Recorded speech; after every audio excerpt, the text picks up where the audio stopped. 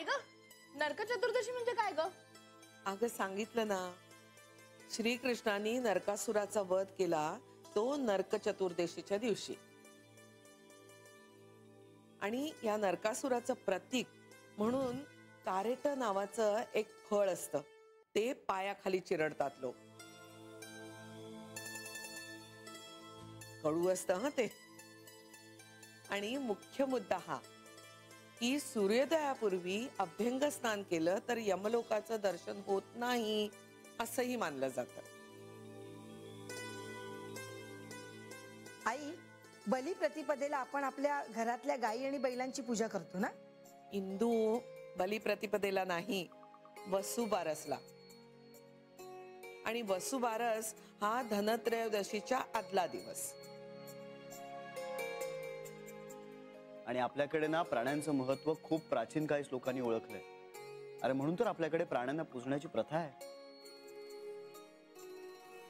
असंही म्हणतात थंडी सुरू होण्याआधी लोक एकत्र येऊन मेजवान्या करतात आणि एकमेकांबरोबर छान वेळ घालवतात. अगं हेच तर खरं दिवाळीचं वैशिष्ट्य आहे. हल्ली ते नुसते कर्कश वाजणारे फटाके, नाकातोंडात जाणारा धूर, एवढीच काय ती दिवाळी उरली. हल्ली ना आपण पर्यावरणाची किंमत मोजून सगळे सण साजरे करायला लागलोय. आपल्याला काही कल्पना सुद्धा नाहीये त्याची. आता काय आपण सगळ्यांना समजावू शकत नाही, निदान आपल्यापुरतं तरी ठरवूया. ही दिवाळी इको फ्रेंडलीच असली पाहिजे. कमीत कमी फटाके, जास्तीत जास्त आनंद. काय हो श्री, ही दिवाळी इको फ्रेंडलीच असणार आहे. मलाही तसंच वाटतं. नाही बरं झालं तूही म्हणतेस. मी एकटा म्हणालो असतो ना तर याचं सुरू झालं असतं. बघितलंय श्री कटकट करतोय. काय मी असं कधीच म्हणत नाही काका, मला सगळं माहिती आहे तुझं. अरे खरंच मी नाही म्हणत, बेबी म्हणते असं. ए तुझी गाडी घसरली का पुन्हा माझ्यावर? मी कधी असं म्हणाले? नेहमीच म्हणतेस तू बेबी. थापा मारू नको कांता. थापा? आता परवा बादली भरून वाहून चालली होती तेव्हा काय म्हणालीस? बरं झालं श्री नाहीये घरात, नाही तर 1 तास कानाचा व्यायाम झाला असता. मी नाही हे तू म्हणत होतास. बेबी काय दादांत खोटं बोलतेस तू? मी का तू? तू तू श्री, तू याच्यावर अजिबात विश्वास ठेवू नकोस. तो उगाच आपल्यामध्ये भांडण लावतोय. मी चिडले की परत म्हणणार. तसं तुला चिडायला काही लागत नाही बेबी. तू कायम कुणावर ना कुणावर तरी चिडलेली असतेच. फक्त आज तू कुणावर चिडणार असा प्रश्न आम्हाला पडलेला असतो.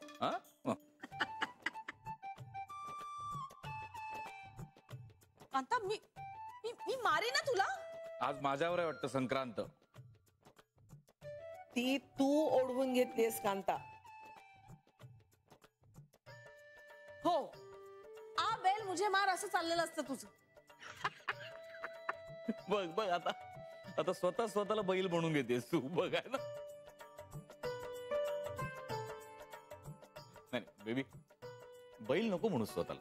बैल नाहीयेस, खरंच नाहीयेस बैल. म्हैस म्हणू आपण हवं तर.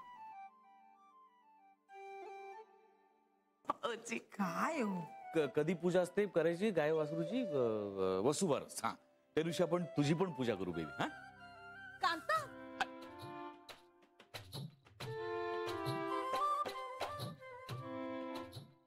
आई याला पाठव बरं तू बँगलोरला त्याच्या बायकोकडे. मी एकटा नाही जाणार, तुला घेऊन जाईन सोबत. मी नाही येणार तुझ्या बरोबर. असं काय करते? चल ना. नाही. चल ना.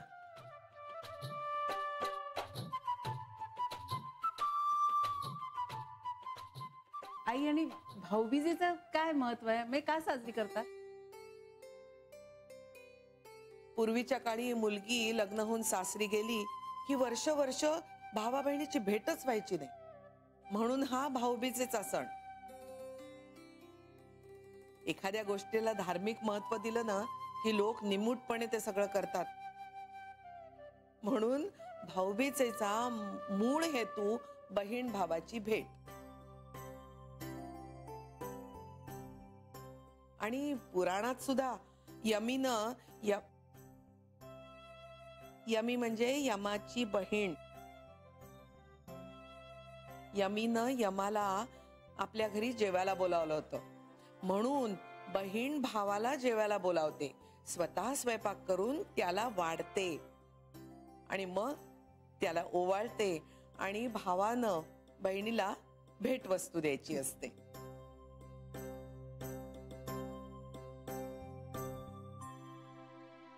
म्हणूनच दिवाळीचा आनंद वाढवण्यासाठी भाऊबीज हा सण दिवाळीला जोडला गेलाय. आणि हो, जे भाऊ बहिणीनं बनवलेलं अन्न खातात ना, त्यांना धनप्राप्ती होते. ऐक कांता, हे चूक आहे. आई, बहिणींची काही कर्तव्य नाही सांगितले जुन्या लोकांनी? आहेत की बहिणीनं भावाला स्वतः स्वयंपाक करून जेवायला वाढायचं. नाही नाही आई, मी कर्तव्य विचारतोय, बहिणीचे अत्याचार नाही.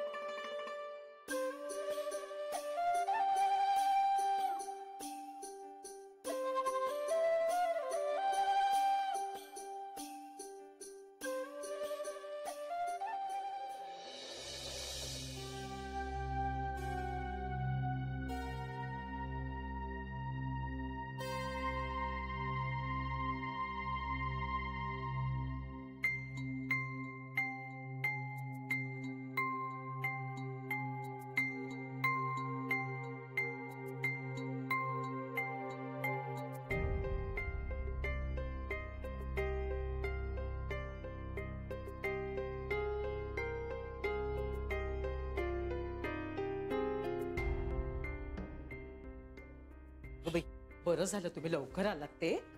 अहो, आज लक्ष्मीपूजन आहे. हे गुरुजींना सांगून आले आमच्या घरी पूजा सांगायलाच या म्हणून. जी काही इडापिडा असेल ना या घराची, ती एकदाची टळून जाऊ दे रे बाबा.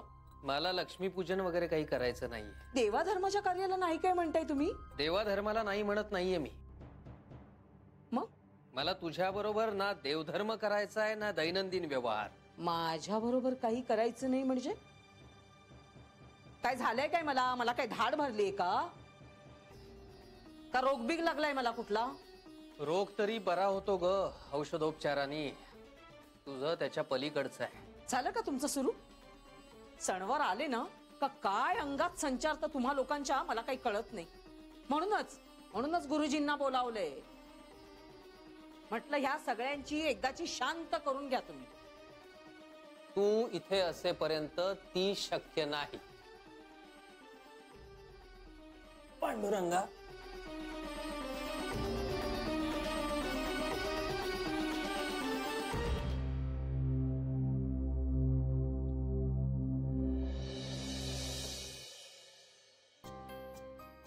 जान्हवी, आता पुढचे काही दिवस मी इथे नाहीये, त्यामुळे तुला हा चार्ट फॉलो करायचा आहे. हे काय?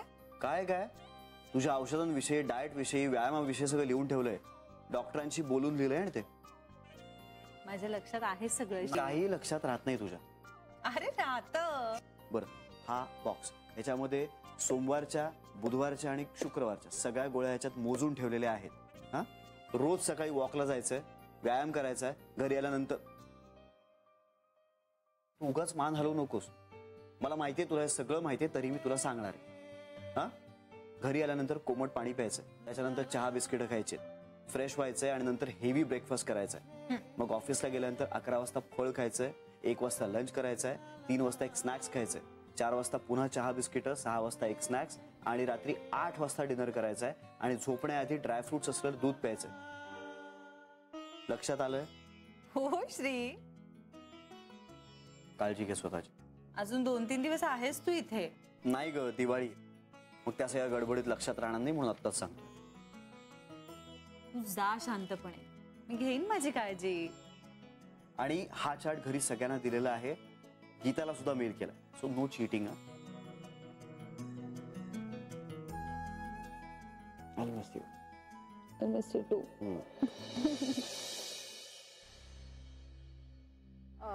रोहन्या, आमच्याकडचं लक्ष्मीपूजन म्हणजे ना एखादी अंगठी किंवा कॅश असं पाठावर ठेवायचं आणि मग त्याला हळद कुंकू व्हायचं, झेंडूची फुलं व्हायची, नमस्कार करायचा, मग झालं.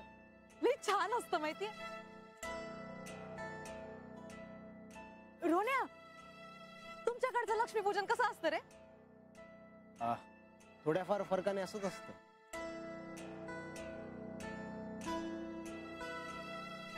मला काय वाटतं माहितीये का, तू आज घरी जाऊन ये.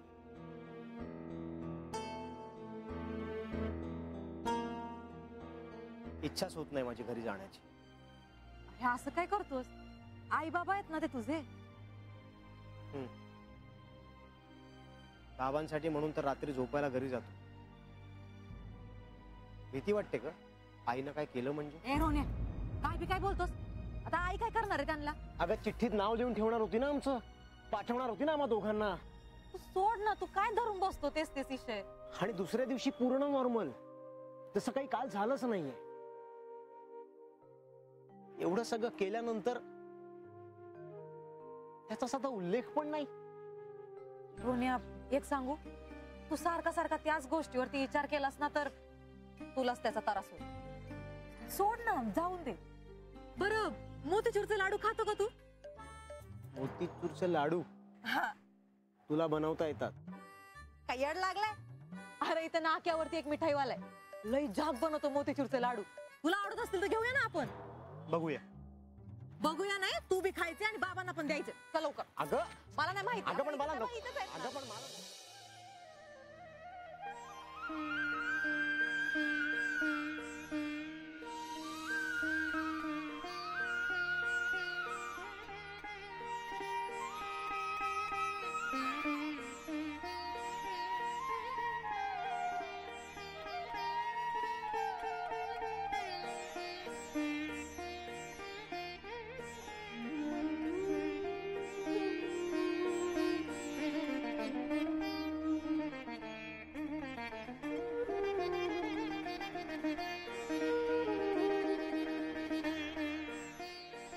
अगं नर्मदा, इंदूनी प्रसादाचं ताट केलं असेल बघ.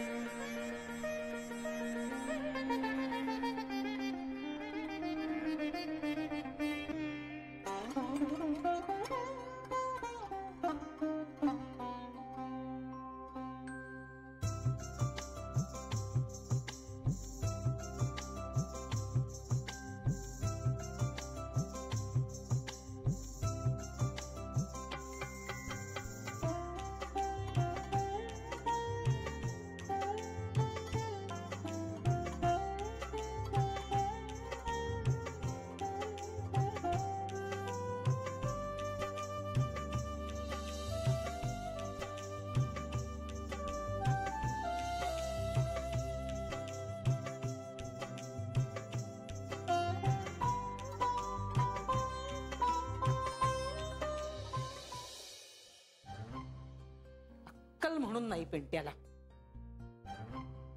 कुठे उलटलाय देव जाणे.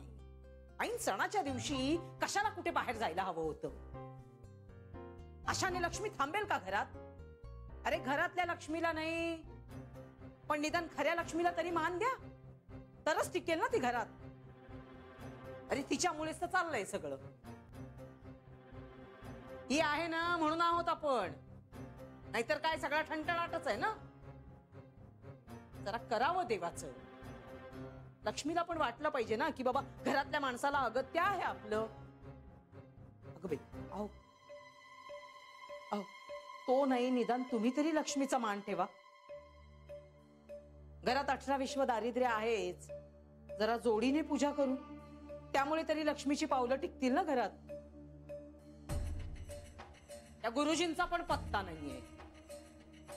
आई त्यावेळेला टांगच दिलेली दिसतेय मला. आता पूजा कधी करायची? मध्यरात्र उलटून गेल्यानंतर करायची? ऐका ना माझं, मी काय म्हणते, आपण करून घेऊ ना पूजा. अगं बाई, मी मूळ विसरूनच गेले आणि बत्तासे राहूनच गेलेत आतमध्ये. मी आले.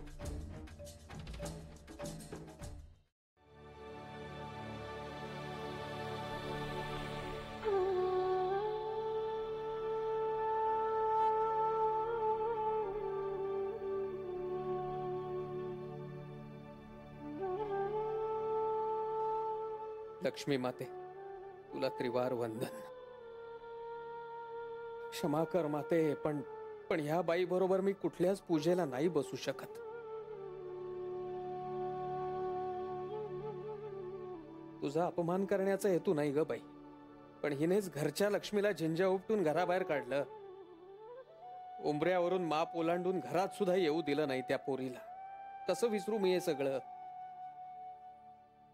घरातल्या पुरुषांना तुरुंगाचा रस्ता दाखवायची भाषा करत होती बाई. आणि आज जिने तुझी पूजा करायला हवी होती ती दारोदार फिरतीये या बाईमुळे, आणि मी हिच्या सोबत पूजेला बसू? पिंट्या त्याच्या बायकोला घेऊन आला ना की छान मोठी पूजा करीन मी तुझी.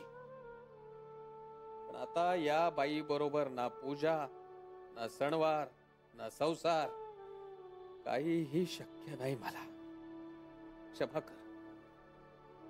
कर माते.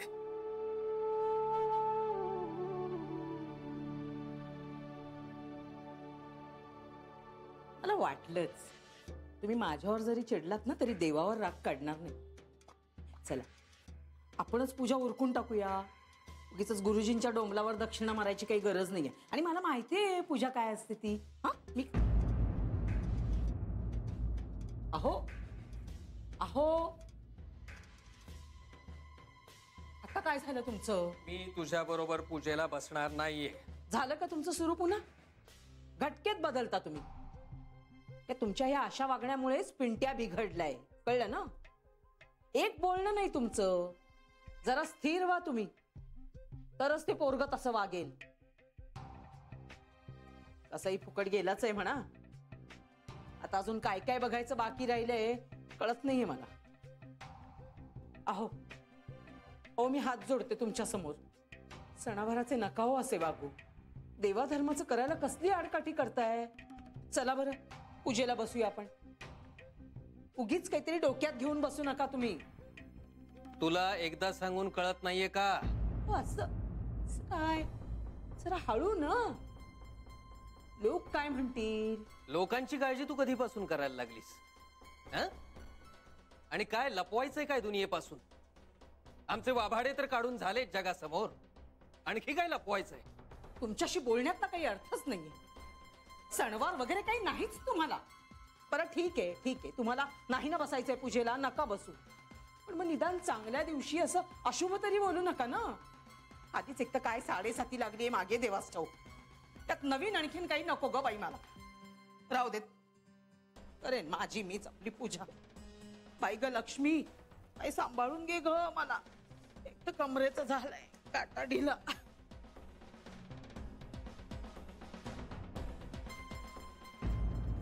हा डबा आहे ना, हा नायर आंटींच्याकडे द्यायचा. त्यांना आपल्याकडच्या चकल्या खूप आवडतात म्हणून जरा जास्तच घातल्या त्याच्यात. आणि हा वैद्य काकूंच्याकडे. त्या 1 नंबरच्या सुगरण आहेत माहितीये ना, अगदी आपल्या आईंच्या सारखं करणं आहे त्यांचं सगळं. आणि हा देशपांडे काकूंच्याकडे. तुझ्या आईकडे हा मोठा डबा पाठवूया. हो बेबीच्या पार्लरमध्ये आणि इंदूच्या बुटीमध्ये पाठवायचे डबे वेगळे काढून ठेवलेत मी. आणि श्री असंही ऑफिसमध्ये गिफ्ट आणि मिठाईच देतो, म्हणजे फराळाचं पाठवायचा काही प्रश्न नाहीये. मनीष आणि गीताकडे पाठवूया डबा. चालेल. जान्हवी, एक विचारू, रागावणार नाहीस? आई अहो विचारा की, रागवीन कशाला? तू श्रीला जायची परवानगी का दिलीस ग? त्याने काय झालं? मी धसकाच घेतला या गोष्टीचा. म्हणजे कोणी बाहेर जायचं म्हटलं ना की पोटात गोळा येतो माझ्या. तू जाऊ नको म्हणाली असतीस तर ऐकलं असतं श्रीनी. आता तुला दिवस गेलेले असताना कशाला करायचा एवढा लांबचा प्रवास? तो त्याच्या कामासाठी चाललाय की नाही? आणि अहो फक्त 8 दिवसांचा प्रश्न आहे. यापूर्वी गेला होता ना तो, सुखरूप परत आला ना. खरंय तुझं. मग आपण त्याला त्याच्या कामात सपोर्ट करायला नको? पटतंय ग तुझं म्हणणं, पण एकदा माणूस तिकडे गेला ना की परत यायची इच्छाच होत नाही त्यांना. बघ आता ह्यांचंच बघ ना. म्हणजे आता सगळं इथे व्यवस्थित आहे ना, पण तरी ओढ ह्यांना तिकडचीच आहे सारखी. मला आईना फोन करतात अगदी नियमितपणे, श्रीशी आठवड्यातनं 2-3दा बोलतात, पण येणं होतच नाही ना ग. म्हणतात की आता वर्षभरात तिकडचा सगळा बाडबिस्तरा आवरून कायमचा इथे परत येणार आहे म्हणून. येतील तेव्हा खरं. श्रीनं ह्यांच्या पावलावर पाऊल टाकू नये एवढीच इच्छा आहे बघ. असं काही नाही होणार. आणि श्री त्याच्या बिझनेस साठी चाललाय की नाही तिथे? अहो त्याच्या अख्ख्या बिझनेसचा बेस इथे आहे. आणि याही पेक्षा महत्वाचं, तो आपल्या सगळ्यांना सोडून कधीच कुठेच जाणार नाही. ते माहितीये का मला. त्या माहितीवर विश्वास ठेवा. भीतीला थाराच देऊ नका. आणि आई, श्रीचा आपल्या सगळ्यांवर खूप जीव आहे. अहो तो अडकलाय आपल्यामध्ये. की तो जगाच्या पाठीवर कुठेही गेला ना तरी तो इथेच परत येईल. ते आहेच. मग झालं तर काळजी कशाला करताय? मला कधी माझ्या नवऱ्याची अशी खात्री नाही देता आली. आई, मी माझ्या नवऱ्याची नाही, तुमच्या मुलाची खात्री देते. माझा नवरा होण्याआधी तुमचा मुलगा आहे ना, तो कुठेही जाणार नाही तो तुम्हाला सोडून.